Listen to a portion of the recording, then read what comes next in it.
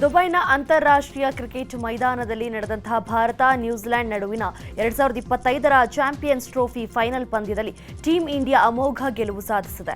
ತೀರಾ ರೋಚಕತೆಯಿಂದ ಕೂಡಿದಂತಹ ಈ ಪಂದ್ಯದಲ್ಲಿ ಬಲಿಷ್ಠ ಕಿವೀಸ್ ತಂಡವನ್ನ 5 ವಿಕೆಟ್ಗಳಿಂದ ಮಣಿಸಿದ ರೋಹಿತ್ ಪಡೆ ಚಾಂಪಿಯನ್ಸ್ ಟ್ರೋಫಿ ಎತ್ತಿ ಹಿಡಿದಿದೆ.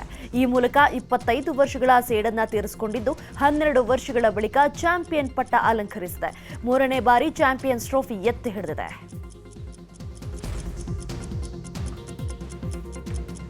ಈ ನಡುವೆ ನಾನು ಒನ್ ಡೇ ಕ್ರಿಕೆಟ್ ಬಿಟ್ಟು ಎಲ್ಲೂ ಹೋಗಲ್ಲ, ನಾನು ಏಕದಿನ ಕ್ರಿಕೆಟ್ನಿಂದ ನಿವೃತ್ತಿಯಾಗಲ್ಲ ಅಂತ ರೋಹಿತ್ ಶರ್ಮಾ ಹೇಳಿದ್ದಾರೆ.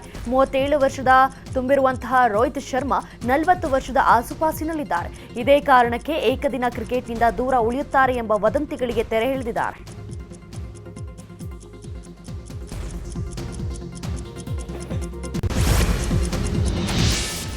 ಟೀಂ ಇಂಡಿಯಾಗೆ 4 ವಿಕೆಟ್ಗಳ ಭರ್ಜರಿ ಜಯ ಸಾಧಿಸ್ತಾ ಇದ್ದಂತೆ ಅಭಿಮಾನಿಗಳು ಪಟಾಕಿ ಸಿಡಿಸಿ ಸಂಭ್ರಮಿಸಿದರು. ಬೆಂಗಳೂರಿನ ಒರಾಯನ್ ಮಾಲ್ ಎದುರು ಡೊಳ್ಳು ಬಾರಿಸಿ ಚಪ್ಪಳೆ ಶಿಳ್ಳೆ ಹಾಕಿ ವಿಜಯೋತ್ಸವವನ್ನು ಆಚರಿಸಿದ್ದಾರೆ. ಟೀಂ ಇಂಡಿಯಾ ಚಾಂಪಿಯನ್ ಪಟ್ಟ ಮುಡಿಗೇರಿಸಿಕೊಳ್ತಿದ್ದಂತೆ ಮೈಸೂರಿನ ಅಗ್ರಹಾರ ವೃತ್ತದಲ್ಲಿ ಕ್ರಿಕೆಟ್ ಪ್ರೇಮಿಗಳು ಸಂಭ್ರಮಾಚರಣೆಯನ್ನು ಮಾಡಿದರು. ಭಾರತದ ಧ್ವಜವನ್ನು ಹಿಡಿದು ಭಾರತ್ ಮಾತಾ ಕಿ ಜೈ ಅಂತ ಘೋಷಣೆಯನ್ನು ಮೊಳಗಿಸಿದರು.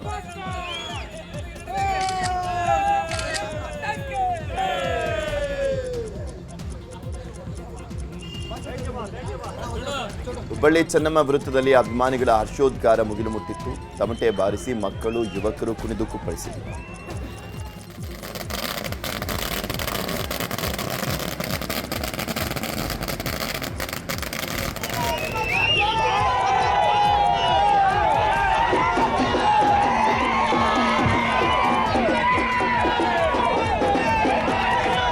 ಶಿವಮೊಗ್ಗದ ಗೋಪಿ ಸರ್ಕಲ್ನಲ್ಲಿ ಕ್ರಿಕೆಟ್ ಪ್ರೇಮಿಗಳು ಸಿಹಿ ಹಂಚಿ ಪಟಾಕಿ ಸಿಡಿಸಿದರು.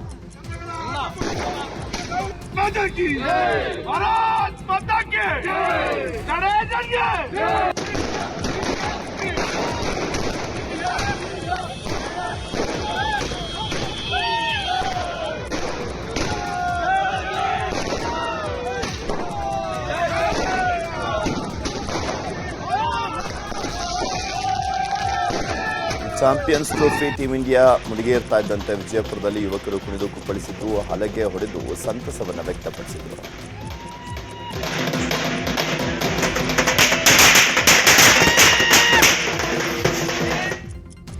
ಬೀದರ್ನ ಅಂಬೇಡ್ಕರ್ ವೃತ್ತದಲ್ಲಿ ಸೈಕಲ್ಗೆ ರಾಷ್ಟ್ರಧ್ವಜವನ್ನು ಕಟ್ಟಿ ಯುವಕರು ಸಂಭ್ರಮಾಚರಣೆಯನ್ನು ಮಾಡಿದ್ದಾರೆ. ಪಟಾಕಿ ಸಿಡಿಸಿ ಜಯಘೋಷವನ್ನು ಕೂಗಿ ಖುಷಿಪಟ್ಟರು.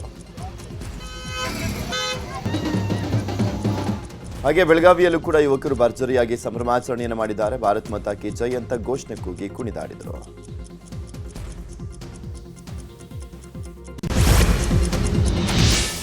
ಟೀಂ ಇಂಡಿಯಾ ಗೆಲುವಿಗೆ ಪ್ರಧಾನಿ ಮೋದಿ ಶುಭ ಕೋರಿದ್ದಾರೆ. ಟ್ರೋಫಿ ಗೆದ್ದು ಬೀಗಿದ ಟೀಂ ಇಂಡಿಯಾ ಬಗ್ಗೆ ಹೆಮ್ಮೆ ಇದೆ. ಅಸಾಧಾರಣ ಆಟ, ಅಸಾಧಾರಣ ಫಲಿತಾಂಶ ಅಂತ ಎಕ್ಸ್ನಲ್ಲಿ ಸಂತಸ ವ್ಯಕ್ತಪಡಿಸಿದ್ದಾರೆ. ಇನ್ನು ಅಭಿನಂದನೆಗಳು ಚಾಂಪಿಯನ್ಸ್, ಭಾರತೀಯರ ಹೃದಯಗಳಿಗೆ ಹೆಮ್ಮೆ ಮೂಡಿಸಿದ್ದೀರಿ. ಟೀಂ ಇಂಡಿಯಾದ ಅದ್ಭುತ ಓಟ ಸ್ಫೂರ್ತಿದಾಯಕ ಅಂತ ಟೀಂ ಇಂಡಿಯಾಗೆ ಶುಭ ಕೋರಿ ರಾಹುಲ್ ಗಾಂಧಿ ಕೂಡ ಟ್ವೀಟ್ ಮಾಡಿದ್ದಾರೆ. ಇನ್ನು ಸಿಎಂ ಸಿದ್ದರಾಮಯ್ಯ ಹಾಗೂ ಡಿಸಿಎಂ ಡಿಕೆ ಶಿವಕುಮಾರ್ ಕೂಡ ಎಕ್ಸ್ನಲ್ಲಿ ಅಭಿನಂದನೆ ಸಲ್ಲಿಸಿ ಸಂತಸ ವ್ಯಕ್ತಪಡಿಸಿದ್ದಾರೆ. ಅಮೋಘ ಆಟದ ಮೂಲಕ ಭಾರತ ತಂಡ ಚಾಂಪಿಯನ್ ಟ್ರೋಫಿಯ ಚಾಂಪಿಯನ್ ಆಗಿ ಹೊರಹೊಮ್ಮಿದೆ. ಇಡೀ ಪಂದ್ಯಾವಳಿಯಲ್ಲಿ ಸೋಲಿಲ್ಲದ ಸರದಾರ ಭಾರತೀಯ ತಂಡಕ್ಕೆ ಅಭಿನಂದನೆಗಳು. ಬೌಲಿಂಗ್, ಬ್ಯಾಟಿಂಗ್, ಕ್ಷೇತ್ರ ರಕ್ಷಣೆ ಹೀಗೆ ಎಲ್ಲ ವಿಭಾಗಗಳಲ್ಲೂ ಕೂಡ ನಮ್ಮವರ ಆಟ ಹುಬ್ಬೇರಿಸುವಂತಿತ್ತು. ಪ್ರತಿ ಪಂದ್ಯದಲ್ಲೂ ಕೂಡ ರನ್ ಗಳಿಸ್ತಾ ನಿರಂತರವಾಗಿ ತಂಡವನ್ನ ಗೆಲುವಿನ ದಡ ಸೇರಿಸುತ್ತಿರುವ ನಾಡಿನ ಮನೆಮಗ ಕೆಎಲ್ ರಾಹುಲ್ ಆಟ ಹೆಚ್ಚು ಖುಷಿ ಕೊಟ್ಟಿದೆ. ಭಾರತ ಗೆದ್ದಿದೆ, ಈ ಸಲ ಕಪ್ ನಮ್ದೇ ಅಂತ ಸಿಎಂ ಎಕ್ಸ್ನಲ್ಲಿ ಪೋಸ್ಟ್ ಮಾಡಿದ್ದಾರೆ. ಕೆಪಿಎಸ್ಸಿ ಅನ್ಯಾಯದ ವಿರುದ್ಧ ಕರವೇ ಬೃಹತ್ ಹೋರಾಟಕ್ಕೆ ಕರೆಯನ್ನು ನೀಡಿದೆ. ಬೆಂಗಳೂರಿನ ಫ್ರೀಡಂ ಪಾರ್ಕ್ನಲ್ಲಿ ಇಂದಿನಿಂದ ಅಹೋರಾತ್ರಿ ಧರಣಿ ನಡೆಸಲಿಕ್ಕೆ ನಿರ್ಧಾರ ಮಾಡಿದೆ. ಸರ್ಕಾರ ಕೆಎಎಸ್ ಪರೀಕ್ಷೆ ಮರು ಅಧಿಸೂಚನೆ ಹೊರಡಿಸುವವರೆಗೂ ಹೋರಾಟ ನಡೆಸಲಿಕ್ಕೆ ಕರವೇ ನಾರಾಯಣಗೌಡ ಬಣ ಕರೆಯನ್ನು ಕೊಟ್ಟಿದೆ. ಪ್ರತಿಭಟನೆಯಲ್ಲಿ ರಾಜ್ಯದ ಪ್ರಮುಖ ಸಾಹಿತಿಗಳು, ಸಂಘ ಸಂಸ್ಥೆಗಳ ಮುಖ್ಯಸ್ಥರು, ನೂರಾರು ಸಂಖ್ಯೆಯ ವಿದ್ಯಾರ್ಥಿಗಳು ಪಾಲ್ಗೊಳ್ಳಲಿದ್ದಾರೆ.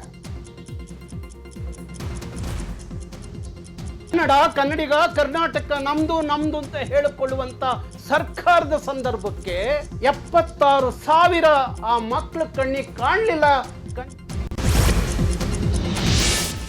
ರಾಜ್ಯ ಬಿಜೆಪಿಯಲ್ಲಿ ಮಹತ್ವದ ಬೆಳವಣಿಗೆಯಾಗಿದೆ. ರೆಬೆಲ್ಸ್ ಲೀಡರ್ಗಳ ಭೇಟಿಗೆ ಅಮಿತ್ ಶಾ ಸಮಯ ಕೊಟ್ಟಿದ್ದಾರೆ. ಕಳೆದ ಕೆಲವು ತಿಂಗಳಿನಿಂದ ಅಮಿತ್ ಶಾ ಭೇಟಿಗೆ ರೆಬೆಲ್ಸ್ ತಂಡ ಪ್ರಯತ್ನವನ್ನ ಪಟ್ಟಿತ್ತು.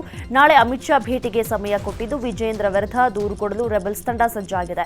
ಮೊನ್ನೆ ಕಾರ್ಯಕ್ರಮದ ವೇಳೆ ಅಮಿತ್ ಶಾಗೆ ವೇದಿಕೆಯಲ್ಲೇ ಲಿಂಬಾವಣಿ ದೂರಿನ ಪಟ್ಟಿಯನ್ನು ಕೊಟ್ಟಿದ್ರು. ಸದ್ಯ ಈ ಸಂಬಂಧ ಭೇಟಿಗೆ ಅಮಿತ್ ಶಾ ಅವಕಾಶವನ್ನು ಕೊಟ್ಟಿದ್ದು ಬಣ ಸಂಘರ್ಷಕ್ಕೆ ಅಮಿತ್ ಶಾ ಬ್ರೇಕ್ ಹಾಕ್ತಾರಾ ಕಾದು ನೋಡಬೇಕಿದೆ.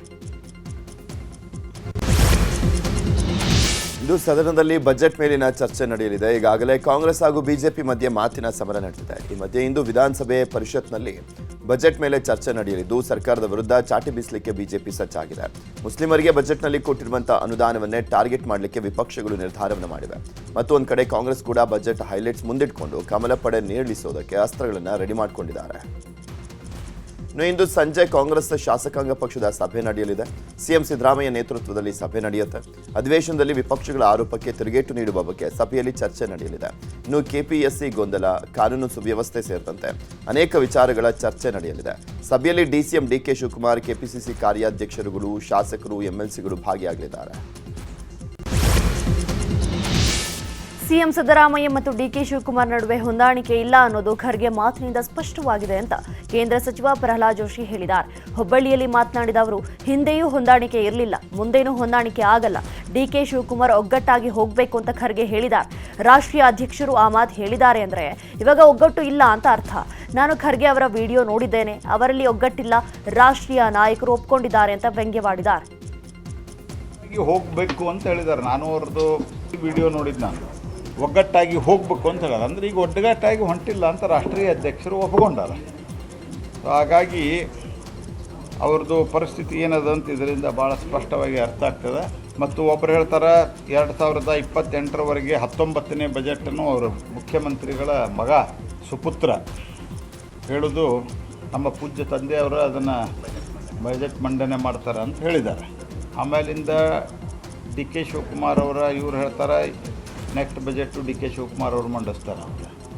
ಸೊ ಹೀಗಾಗಿ ಕಾಂಗ್ರೆಸ್ ಪಾರ್ಟಿಯೊಳಗೆ ಸರ್ಕಾರದಲ್ಲಿ ಯಾವುದೂ ಸರಿ ಇಲ್ಲ ಅಂತ ತಿಳ್ಕೊಂಡು ಅವರು ಒಪ್ಕೊಂಡಿದ್ದಾರೆ. ಇದರ ಅರ್ಥ ಇಷ್ಟ, ಒಟ್ಟಿಗೆ ಹೋಗ್ಬೇಕು ಅಂತ ಅವ್ರು ಹಿಂದೂ ಹೇಳಿದ್ದಾರೆ, ಈಗೂ ಹೇಳ್ತಾ ಇದ್ದಾರೆ. ಅಂದ್ರೆ ಅವ್ರು ಹಿಂದೆ ಹೇಳಿದ್ದು ಕೇಳಿಲ್ಲ, ಈಗ ಹೇಳಿದ್ದು ಕೇಳೋದಿಲ್ಲ, ಮುಂದೆ ಹೇಳಿದ್ದು ಕೇಳೋದಿಲ್ಲ ಅಂತ.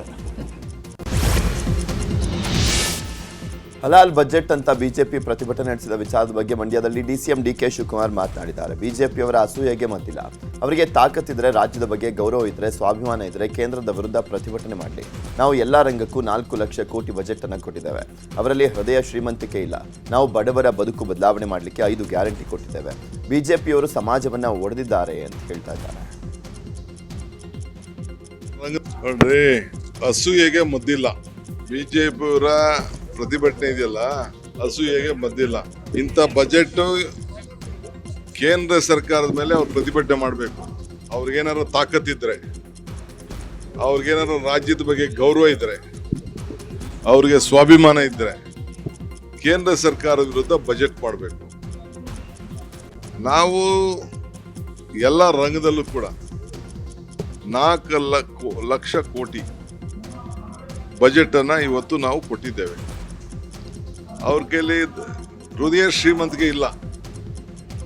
ನಾವು ಬಡವರ ಬದುಕನ್ನ ಬದಲಾವಣೆ ಮಾಡಬೇಕು ಅಂತೇಳಿ 5 ಗ್ಯಾರಂಟಿ ಕೊಟ್ಟು ಇಂಪ್ಲಿಮೆಂಟ್ ಮಾಡಿದೀವಲ್ಲ, ಅದನ್ನ ಹಳ್ಳಿ ಜನ ಅವ್ರಿಗೆ ಏನು ತೀರ್ಪನ್ನ ಕೊಡ್ತಾ ಇದ್ದಾರೆ, ಅದನ್ನ ಅವ್ರ ಕೈಲಿ ಸಹಿಸ್ಕೊಳಕ್ ಆಗ್ತಾ ಇಲ್ಲ. ಸೊ ಇವರು ಸಮಾಜನ ಒಡೆಯಕ್ ಹೋಯ್ತಾ ಇದ್ದಾರೆ. ನಾವು ಸಮಾಜದಲ್ಲಿ ಹಿಂದುಳಿದು. ಡಿಸಿಎಂ ಡಿಕೆ ಶಿವಕುಮಾರ್ ನಿನ್ನೆ ಕನಕಪುರ ಪ್ರವಾಸವನ್ನ ಕೈಗೊಂಡಿದ್ದರು. ಭೂಹಳ್ಳಿ ಅರಣ್ಯ ವ್ಯಾಪ್ತಿಯಲ್ಲಿ ಮುತ್ತತ್ತಿಗೆ ಸಂಪರ್ಕ ಸಾಧಿಸುವ ರಸ್ತೆ ಕಾಮಗಾರಿಗೆ ಚಾಲನೆ ಕೊಟ್ಟರು. ಇದೇ ಡಿಸಿಎಂ ಡಿಕೆ ಶಿವಕುಮಾರ್ ರೈಲ್ವೆ ಬ್ಯಾರಿಕೇಡ್ಗಳ ವೀಕ್ಷಣೆ ಮಾಡಿದ್ರು. ಇದೇ ವೇಳೆ ಕಾಡಾನೆ ತಡೆಗೆ ರೈಲ್ವೆ ಬ್ಯಾರಿಕೇಡ್ ನಿರ್ಮಿಸುವಂತೆ ಅಧಿಕಾರಿಗಳಿಗೆ ಸೂಚನೆ ಕೊಟ್ಟರು.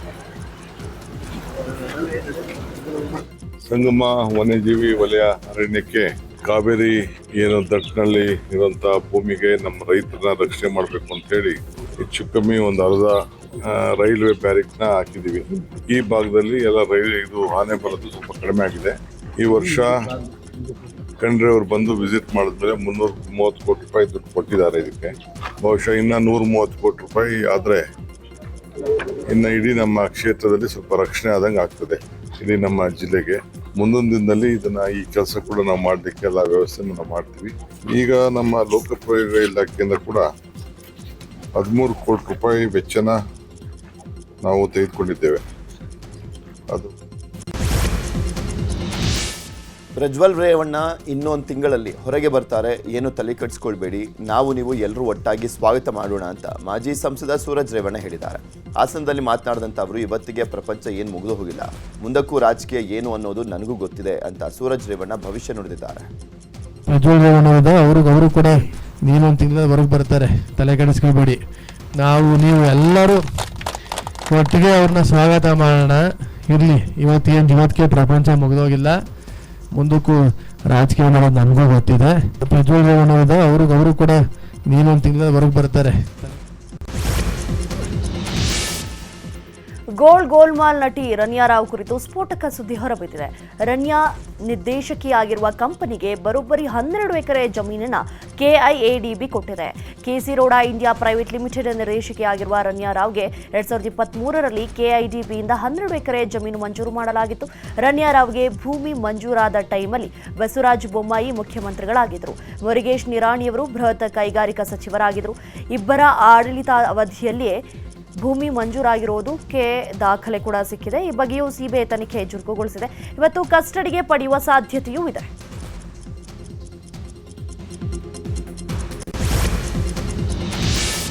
ಗಂಗಾವತಿಯಲ್ಲಿ ವಿದೇಶಿ ಹಂಪಿ ಟೂರಿಸ್ಟ್ ಹಾಗೂ ಇನ್ನೊಬ್ಬ ಮಹಿಳೆ ಮೇಲಿನ ಗ್ಯಾಂಗ್ ರೇಪ್ ಕೇಸ್ ಸಂಬಂಧ 3ನೇ ಆರೋಪಿಯನ್ನ ಚೆನ್ನೈನಲ್ಲಿ ಬಂಧಿಸಲಾಗಿದೆ ಅಂತ ಹೇಳಲಾಗ್ತಾ ಇದೆ. ಗಂಗಾವತಿ ಸಾಯಿನಗರದ 32 ವರ್ಷದ ಶರಣು ಪೊಲೀಸರಿಗೆ ಸಿಕ್ಕಿಬಿದ್ದಿದ್ದಾನೆ ಅಂತ ಹೇಳಲಾಗ್ತಾ ಇರುವಂಥದ್ದು. ಆದರೆ ಪೊಲೀಸರು ಇನ್ನೂ ಯಾವುದೇ ಸ್ಪಷ್ಟನೆಯನ್ನು ನೀಡಿಲ್ಲ. ವಿದೇಶಿ ಮಹಿಳೆಯ ಮೇಲೆ ಅತ್ಯಾಚಾರ ಪ್ರಕರಣಕ್ಕೆ ಸಂಬಂಧಪಟ್ಟಂತೆ ಶಾಸಕ ಗಾಲಿ ಜನಾರ್ದನ್ ರೆಡ್ಡಿ ಮಾತನಾಡಿದ್ದಾರೆ. ಘಟನೆಯಿಂದ ಈ ಭಾಗಕ್ಕೆ ಕಪ್ಪು ಚುಕ್ಕೆ ಬಂದಿದೆ. ಹಂಪಿಯಲ್ಲಿ ಪೊಲೀಸ್ ಉಪವಿಭಾಗ ಕಚೇರಿ ಆರಂಭಿಸಬೇಕು, ಡಿವೈಎಸ್ಪಿ ನೇಮಿಸಬೇಕು, ಆನೆಗೊಂದಿಯಲ್ಲಿ ಸುಸಜ್ಜಿತ ಪೊಲೀಸ್ ಠಾಣೆ ಆರಂಭಿಸಬೇಕು. ಈ ಹಿಂದೆ ಯಡಿಯೂರಪ್ಪ ಸಿಎಂ ಇದ್ದಾಗ ಹಂಪಿಯಲ್ಲಿ ಡಿವೈಎಸ್ಪಿ ಕಚೇರಿ ಇತ್ತು. ಆದರೆ ಯಾಕೆ ಈ ಕಚೇರಿ ತೆಗೆದ್ರೋ ಗೊತ್ತಿಲ್ಲ. ಈಗಲಾದರೂ ಇಲ್ಲಿ ಡಿವೈಎಸ್ಪಿ ಕಚೇರಿ ಆರಂಭಿಸಬೇಕು. ಸಿಎಂ ಮನಸ್ಸು ಮಾಡಿದ್ರೆ 5 ನಿಮಿಷದ ಕೆಲಸ. ಪ್ರವಾಸಿಗರಿಗೆ ಭದ್ರತೆ ನೀಡಬೇಕು ಅಂತ ಜನಾರ್ದನ್ ರೆಡ್ಡಿ ಕೇಳ್ಕೊಂಡಿದ್ದಾರೆ.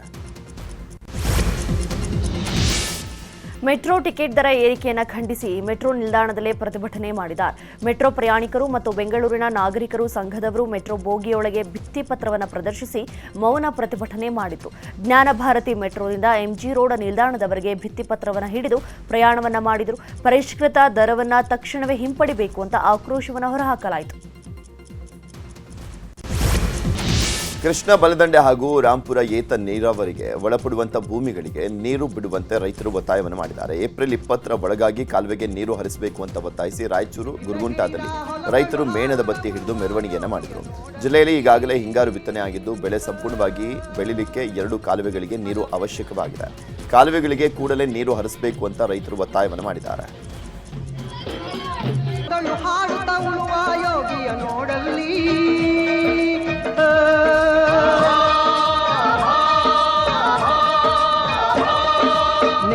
ಹಿಡಿದ ಹೊಲದಳು ಹಾಡುತ್ತ ಉಳುವ ಯೋಗಿಯ ನೋಡಲ್ಲಿ ಫಲ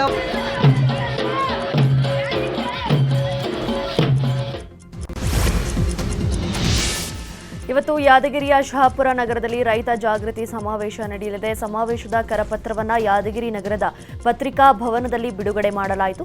ರೈತ ಜಾಗೃತಿ ಸಮಾವೇಶದಲ್ಲಿ ನಾಡಿನ ಹಲವು ಮಠಾಧೀಶರು, ಸಾವಿರಾರು ರೈತರು ಪಾಲ್ಗೊಳ್ಳಲಿದ್ದಾರೆ. ಇನ್ನು ಇದೇ ವೇಳೆ ವಿವಿಧ ಕ್ಷೇತ್ರದಲ್ಲಿ ಸಾಧನೆಗೈದ ಸಾಧಕರಿಗೆ ಸಮಾಜ ಸೇವಾ ರತ್ನ ಪ್ರಶಸ್ತಿ ನೀಡಿ ಗೌರವಿಸಲಾಗುತ್ತೆ. ಸಮಾರಂಭಕ್ಕೂ ಮುನ್ನ 100 ಎತ್ತಿನ ಬಂಡಿ, ಟ್ರ್ಯಾಕ್ಟರ್ ಮೂಲಕ ಬೃಹತ್ ಮೆರವಣಿಗೆ ನಡೆಸಲಿದ್ದಾರೆ. ಬೀದರ್ ಜಿಲ್ಲೆಯ ಔರದ್ ತಾಲೂಕಿನ ಚಿಮ್ಮೆಗಾಂವ್, ಮಾಳೆಗಾಂವ್ ಗ್ರಾಮಗಳಲ್ಲಿ ಪವರ್ ಗ್ರಿಡ್ ಉಪಕೇಂದ್ರ ನಿರ್ಮಿಸಲಾಗ್ತಾ ಇದೆ. ಈ ಕೇಂದ್ರಕ್ಕೆ ಶಾಸಕ ಪ್ರಭು ಚೌಹಾಣ್ ಭೇಟಿ ನೀಡಿ ಕಾಮಗಾರಿ ಪರಿಶೀಲಿಸಿದ್ರು. ಅಧಿಕಾರಿಗಳೊಂದಿಗೆ ಕಾಮಗಾರಿ ಬಗ್ಗೆ ಮಾಹಿತಿಯನ್ನು ಪಡ್ಕೊಂಡ್ರು. ಬಳಿಕ ಮಾತನಾಡಿದಂಥ ಅವರು, ಪವರ್ ಗ್ರಿಡ್ ಕಾರ್ಪೊರೇಷನ್ ಲಿಮಿಟೆಡ್ ಸಂಸ್ಥೆಯು 167 ಎಕರೆಯ ಪ್ರದೇಶದಲ್ಲಿ 2147 ಕೋಟಿ ವೆಚ್ಚದಲ್ಲಿ ನಿರ್ಮಿಸಲಾಗ್ತಾ ಇದೆ. ಕಾಮಗಾರಿ ವೇಳೆ ಪಕ್ಕದ ಜಮೀನುಗಳ ರೈತರಿಗೆ ಸಮಸ್ಯೆ ಆಗದಂತೆ ನಿಗಾ ವಹಿಸಬೇಕು ಅಂತ ಮನವಿ ಮಾಡಿದರು.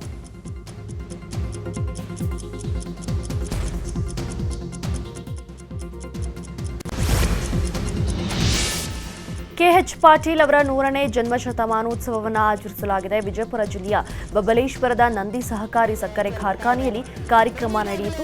ಸಚಿವರಾದ MB Patil, Shivanand Patil, HK Patil, RB Timmapur ಕಾರ್ಯಕ್ರಮದಲ್ಲಿ ಪಾಲ್ಗೊಂಡಿದ್ದರು. ಈ ವೇಳೆ ಕೃಷ್ಣಾ ನದಿ ಪಾತ್ರದ ರೈತರು, ಸಕ್ಕರೆ ಕಾರ್ಖಾನೆ ಷೇರುದಾರರು, ಮುಖಂಡರು ಉಪಸ್ಥಿತರಿದ್ದರು. ಇದೇ ವೇಳೆ ಕಾರ್ಖಾನೆಯ ನೂತನ ಷೇರುಗಳ ಬಿಡುಗಡೆ ಮಾಡಲಾಯಿತು.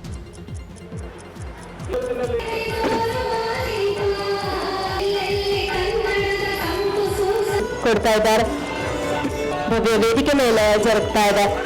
ಇದೀಗಾಗಲೇ ಸಂದರ್ಭದಲ್ಲಿ ತಮ್ಮೆಲ್ಲರಿಗೂ ಆಗಬಹುದು ಅಂತ